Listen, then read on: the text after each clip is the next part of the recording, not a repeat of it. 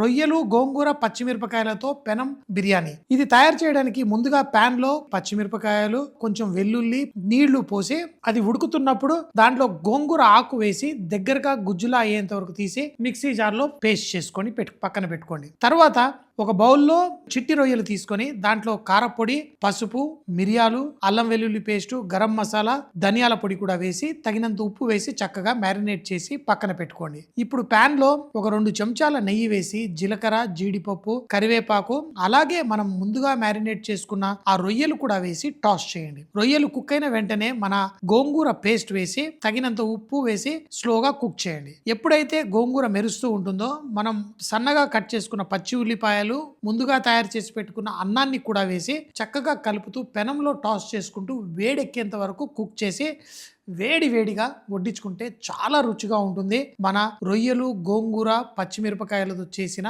పెనం బిర్యానీ.